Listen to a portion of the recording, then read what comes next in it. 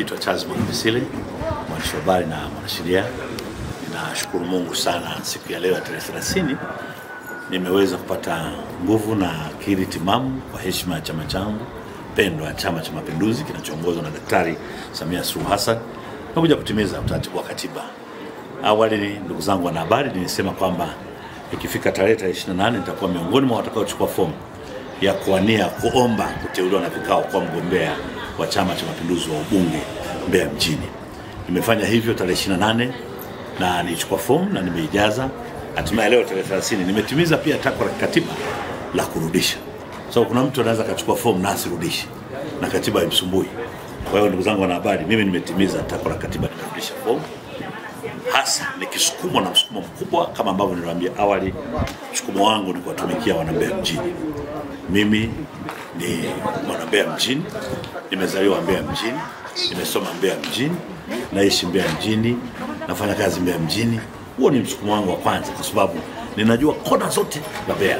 Lakini nina msukumo wa pili wa kuguswa na kazi kubwa zilizofanywa na rais wetu wa awamu ya 6 Daktari Samia Suluhu Hassan. Mama amefanya vizuri sana katika kila sekta nchi nzima.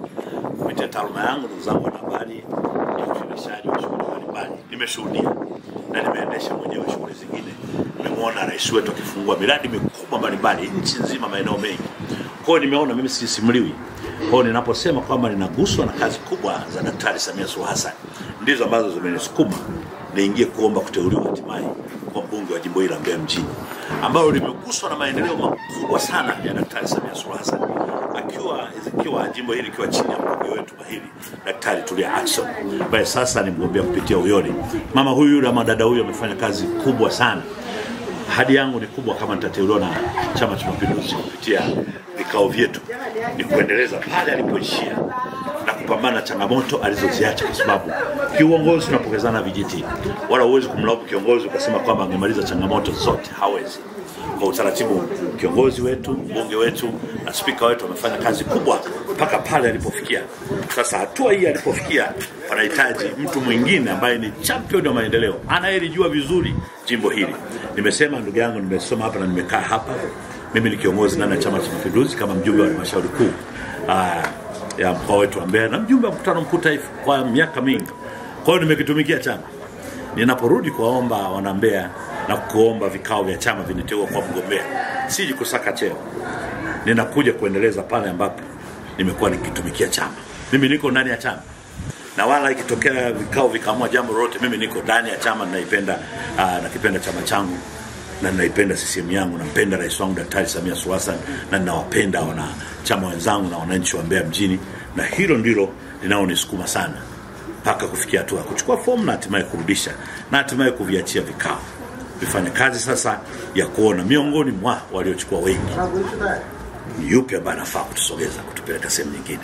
Lakini rai yangu naendelea kusisitiza kwamba tuviheshimu vikao vyetu ambao vinaanza sasa. Wanasheria ni watu wa taratibu. Tuviheshimu vikao vyetu, tuwape nafasi wajumbe kututathmini. Tusiwape nafasi wajumbe kusikia majungu na kuchafuana na kumsema huyu mwingine, bali tuvipe vikao nafasi vichanganue chama chetu kuku na utulivu.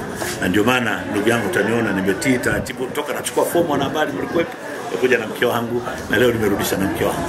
Tunaheshimu taratibu, hatutaki vurugu, hatutaki manjonjo. Tunaomba uongozi, hatuombi manjonjo.